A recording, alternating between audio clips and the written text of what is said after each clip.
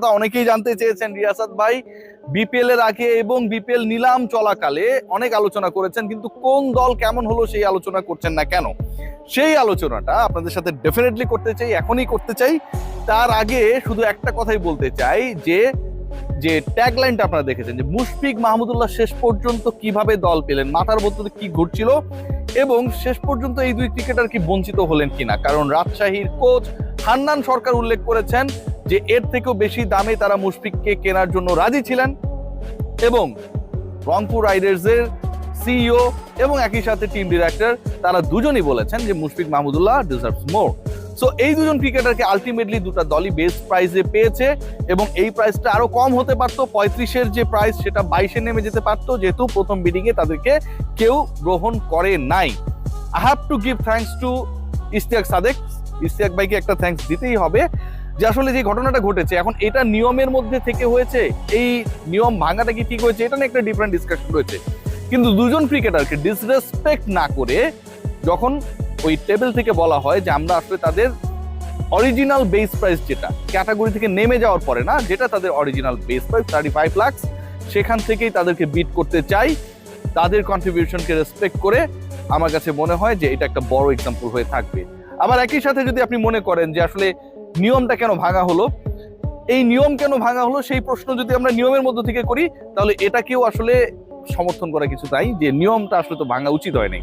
যাই হোক, যেটা যেই হোক না কেন, যেই ঘটনায় ঘটুক না কেন, and of the day Rangpur যে কাজটা করেছে পার্সোনালি আমি হ্যাপি উইথ দ্যাট এবং মুশফিক মাহমুদুল্লাহ ক্ষেত্রে এটা আসলেই বিশেষ বিবেচনায় করা যেতেই পারে।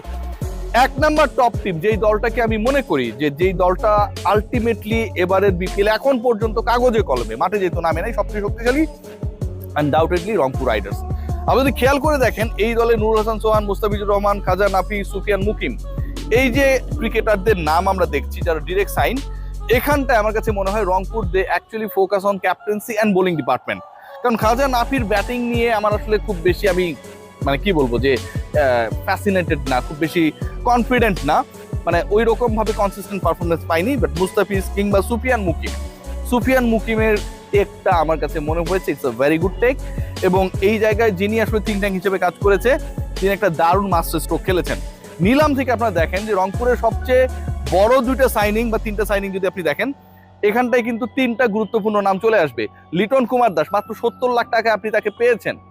অনেকের বাকেট ছিল যে 1 কোটি হলেও লিটন কুমার দাসের জন্য বিডিং এ যাবে, কিন্তু শেষ পর্যন্ত কেউ যায় নাই। লিটন কুমার দাস ক্যাপ্টেন হিসেবে রোল প্লে করতে পারেন, কিপার হিসেবে রোল প্লে করতে পারেন, টপ অর্ডার ব্যাটিং ডিপার্টমেন্টে তিনি কন্ট্রিবিউট করতে পারেন। ক্যাপ্টেন্সি নুরুল হাসান সোহানি করবে, কিন্তু মাঠে আলটিমেটলি অনেক ক্ষেত্রে এই হেল্পগুলো দরকার হয়।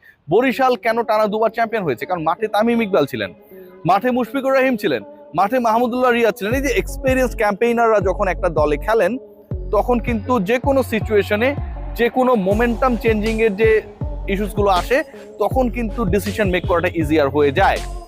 সো ওই জায়গা থেকে Rangpur they are going to get a big advantage, কারণ তাদের দলে মাহমুদুল্লাহ রিয়াদ রয়েছেন, তাদের দলে তাদের ক্যাপ্টেন নুরুল হাসান সোহান রয়েছেন, ন্যাশনাল টিমে টি-20 ক্যাপ্টেন লিটন কুমার দাস রয়েছেন।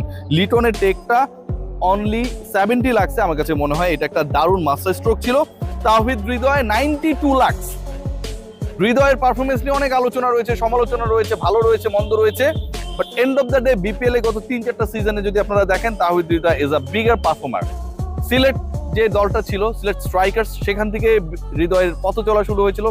এরপরে তিনি কুমিল্লার পার্ট হয়ে গিয়েছিলেন অ্যান্ড দেন লাস্ট বিপিএল এ তিনি খেলেছেন বরিশালের হয়ে।